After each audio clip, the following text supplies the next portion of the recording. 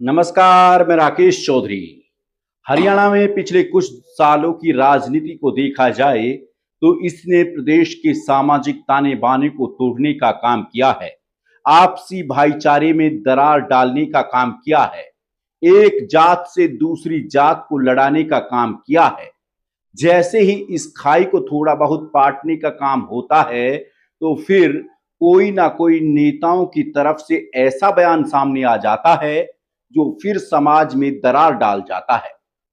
हरियाणा की राजनीति में एक बार फिर ऐसे ही बयान ने बवाल खड़ा कर दिया है।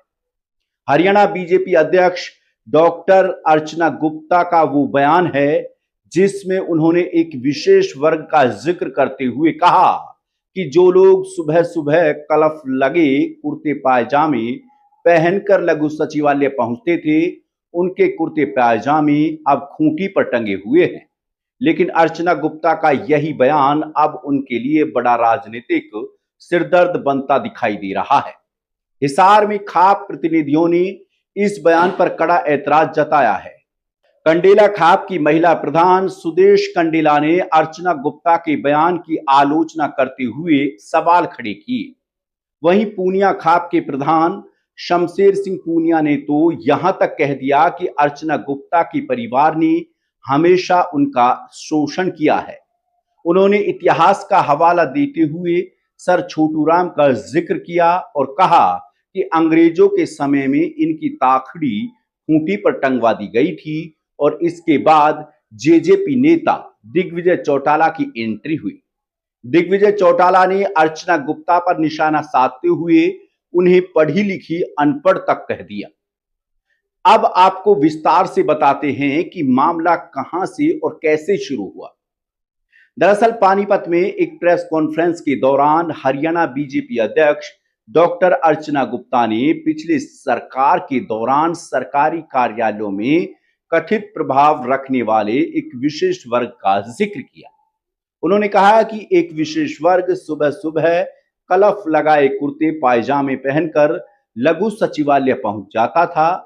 इसके बाद उन्होंने कहा कि अब उन लोगों के कुर्ते पायजामे खूंटी पर टंगे हुए हैं। राजनीतिक तौर पर देखा जाए तो संदेश साफ था। अर्चना गुप्ता ने विशेष वर्ग शब्द का इस्तेमाल कर बेशक चालाकी दिखाने की कोशिश की, लेकिन इससे साफ तौर पर जाहिर था कि गुप्ता का बयान सीधा सीधा जाट कम्युनिटी पर था। यही वजह है कि इस बयान पर अब हरियाणा में बवाल मच गया है। अर्चना गुप्ता के बयान पर हिसार में खाप प्रतिनिधियों ने खुलकर नाराजगी जताई। कंडेला खाप की महिला प्रधान सुदेश कंडेला ने बयान की निंदा की। उनकी नाराजगी का संदेश साफ था कि समाज को किसी विशेष वर्ग या जाति के नाम पर बांटने वाली भाषा स्वीकार नहीं की जाएगी। वहीं पूनिया खाप के प्रधान शमशेर सिंह पूनिया ने अर्चना गुप्ता पर तीखा हमला बोला। उन्होंने अर्चना गुप्ता के परिवार को लेकर गंभीर राजनीतिक आरोप लगाए। उन्होंने कहा कि उनके परिवार ने हमेशा उनका शोषण किया है। इसके बाद उन्होंने सर छोटूराम का जिक्र करते हुए कहा कि अंग्रेजों के समय में उनकी ताखड़ी खूंटी पर टंगवा दी गई थी। यह बयान अपने आप में बेहद राजनीतिक है, क्योंकि सर छोटूराम सिर्फ एक ऐतिहासिक नाम नहीं है। हरियाणा, पंजाब और आसपास के किसान समाज में सर छोटूराम की एक बड़ी राजनीतिक और सामाजिक विरासत मानी जाती है। इसलिए जब उनके नाम को आज की राजनीति से जोड़ा जाता है तो उसका असर भी बड़ा होता है। अब इस विवाद में जेजेपी नेता दिग्विजय चौटाला की प्रतिक्रिया ने राजनीतिक तापमान को और बढ़ा दिया। दिग्विजय चौटाला ने अर्चना गुप्ता की मानसिकता पर सवाल उठाते हुए उन्हें रूढ़िवादी मानसिकता के लोग बताया। इतना ही नहीं, उन्होंने अर्चना गुप्ता के लिए पढ़ी लिखी अनपढ़ जैसे शब्दों का इस्तेमाल किया। यानी बीजेपी अध्यक्ष के बयान पर विपक्ष ने सीधे उनके राजनीतिक ज्ञान और सोच पर हमला बोल दिया। यहां बीजेपी के सामने भी कुछ सवाल खड़े होते हैं। अगर अर्चना गुप्ता का बयान सिर्फ पिछली सरकार में कथित भ्रष्टाचार या राजनीतिक संरक्षण को लेकर था तो पार्टी को उसे स्पष्ट करना चाहिए, क्योंकि किसी भी सरकार की आलोचना तथ्य और उदाहरणों के आधार पर की जा सकती है। कौन अधिकारी था, किसे फायदा मिला, किस नीति में फायदा मिला, किस नियुक्ति पर सवाल हैं, किस मामले में राजनीतिक संरक्षण मिला। अगर ये तथ्य सामने रखे जाएं तो बहस ज्यादा मजबूत होगी। लेकिन जब शब्द आते हैं विशेष वर्ग, कुर्ता पैजामा और खूंटी, तो राजनीतिक संदेश तो जाता है लेकिन तथ्य पीछे छूट जाते हैं। दरअसल इस पूरे मामले को सिर्फ बीजेपी बनाम विपक्ष की लड़ाई के रूप में देखना अधूरा होगा। ये राजनीति की भाषा का सवाल भी है। क्या नेताओं को अपने विरोधियों पर हमला करते समय ऐसे शब्दों से बचना चाहिए जिनका सामाजिक अर्थ निकाला जा सकता है? क्या राजनीतिक दलों को जाति और समुदाय से जुड़े संवेदनशील मुद्दों पर ज्यादा सावधानी बरतनी चाहिए? और क्या जनता को भी ऐसे बयानों का अर्थ तथ्यों के आधार पर समझना चाहिए, ना कि केवल राजनीतिक दावों के आधार पर? ये सवाल आने वाले दिनों में और बड़े हो सकते हैं। हरियाणा में खापों की सामाजिक भूमिका को नजरअंदाज नहीं किया जा सकता।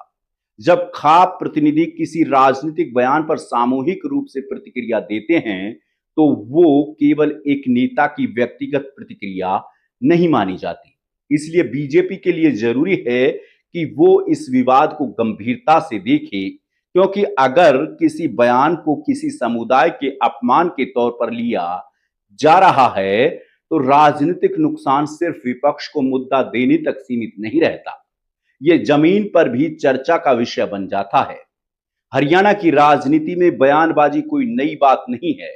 नेता एक दूसरे पर आरोप लगाते रहे हैं, सरकारें आती जाती रही हैं, लेकिन जब राजनीतिक बयान सामाजिक पहचान से जुड़ने लगते हैं तब मामला सिर्फ सत्ता और विपक्ष का नहीं रहता, फिर सवाल समाज का हो जाता है। अर्चना गुप्ता ने जिस विशेष वर्ग की बात की, अगर वो राजनीतिक वर्ग था तो उसे स्पष्ट नाम और तथ्य के साथ सामने लाया जाना चाहिए। अगर वो किसी सामाजिक या जातीय समूह की तरफ इशारा था तो सवाल और गंभीर हो जाता है, क्योंकि हरियाणा का समाज किसी एक राजनीतिक दल की जागीर नहीं है और ना ही किसी जाति या वर्ग को राजनीतिक निशाना बनाकर समाज को आगे ले जाया जा सकता है। राजनीति में आरोप लगाइए, सवाल उठाइए, सरकारों के कामकाज पर बहस कीजिए, लेकिन समाज को बांटने वाली भाषा से बचना ही लोकतंत्र और सामाजिक भाईचारे के हित में है।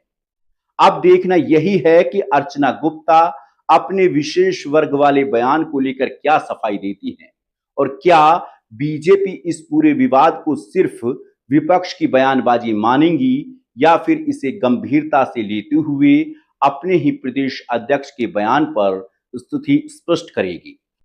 हालांकि अर्चना गुप्ता की सफाई जरूर सामने आई, लेकिन वो सफाई अभी इस पूरे उबाल को नहीं थाम सकती। अर्चना गुप्ता को पूरी तरह से स्पष्ट करना पड़ेगा और बीजेपी पार्टी को भी स्पष्ट करना पड़ेगा कि आखिर विशेष वर्ग जो शब्द इस्तेमाल किया गया वो किसके लिए था। क्योंकि सवाल अब सिर्फ एक बयान का नहीं है, सवाल यह है कि हरियाणा की राजनीति में आगे की लड़ाई मुद्दों पर होगी या फिर पहचान और वर्ग के नाम पर। ऐसे में आप इस खबर को लेकर के क्या सोचते हैं, हमें कमेंट में बताएं और हमारे चैनल को सब्सक्राइब करें। नमस्कार।